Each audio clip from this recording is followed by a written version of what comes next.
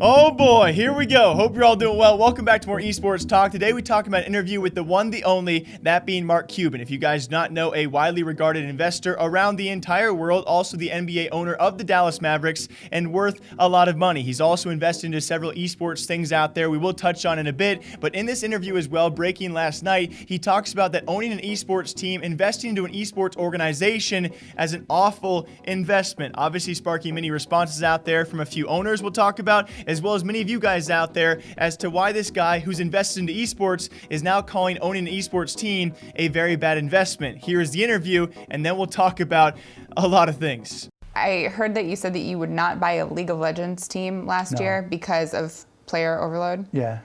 Do you still think that? Yeah, absolutely.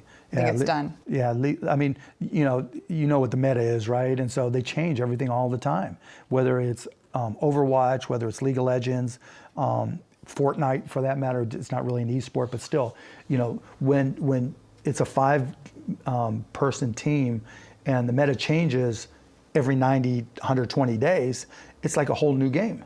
And so you have to, it's so competitive and it's so mentally and physically straining that it's brutal. So that's part one. Part two is the economics. I think a lot of people who bought into teams, not the esports themselves, had no idea how bad a business it was.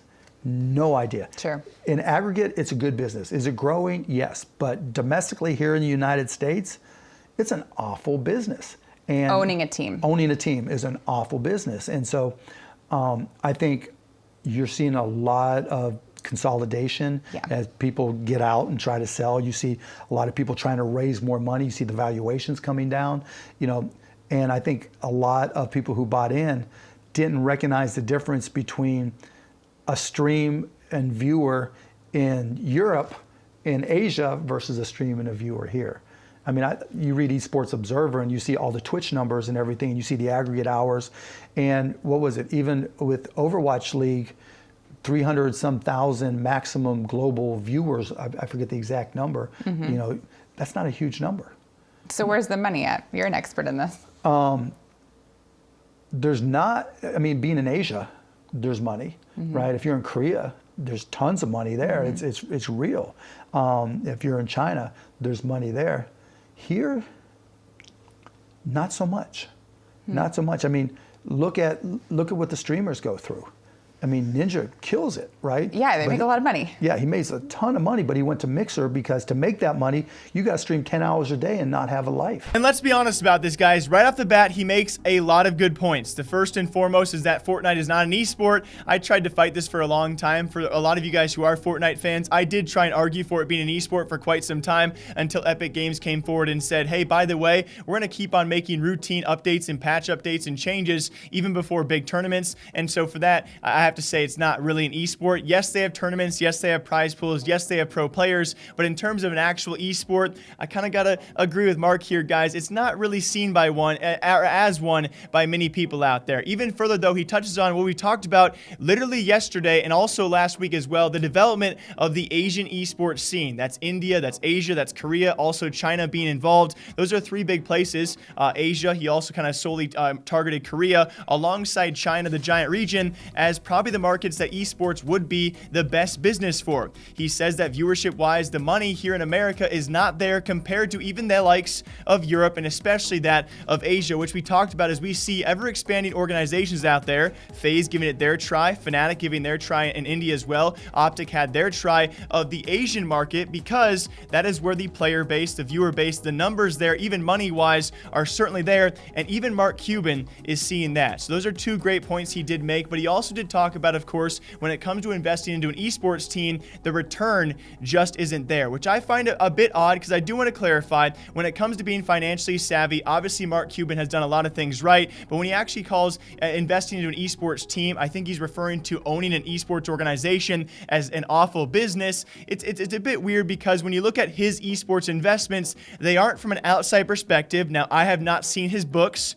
Let me preface that he's a very smart guy. I'm sure he only does, things that he thinks are going to make him money. One of his first investments into esports seemingly made sense a little bit because he owns the Dallas Mavericks from the NBA. He actually invested into and now owns Mavs Gaming Esports, which, by the way, partake in the 2K League for NBA. So as an outside and kind of an esports guy, as many of you guys are as well, you don't really see a 2K League team being the best esports investment. Mark Cuban made that. Even further, we've talked about this. He's actually a partial investor into Unicorn, the esports betting website. They have their own cryptocurrency. They might make a lot of money. I obviously could be wrong about these kind of things, but I actually talked about just last month about one of their job postings. Not the most financially savvy company out there. They try blogs. I think they want esports competitors. They obviously do esports betting, have their own cryptocurrency. It seems like a pretty fair business as well. One of their job postings, though, for an esports competitor was willing to pay someone $50,000 for 6 months to try and be an esports pro, which, by the way, after reading the job posting on a video here on this channel,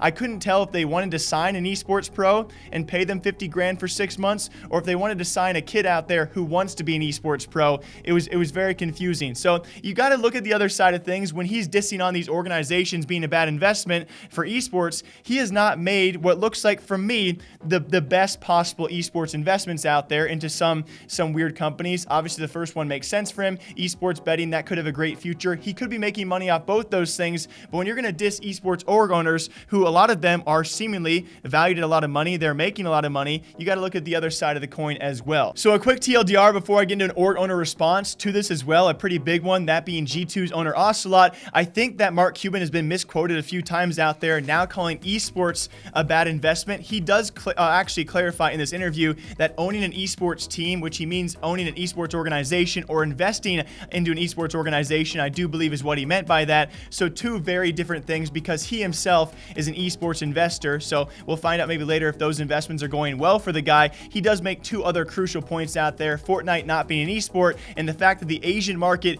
is maybe where the better investments will be for the future. And again, you really can't argue against those points too much here and there. Yes, the Asian market is certainly growing, ever expanding, and so I don't think this interview is actually calling out too many people besides organization owners, which, by the way, one has now responded. Like I said before, G2's owner Ocelot has now taken to Twitter to say that some esports organizations are worth the evaluations of the investments they have raised.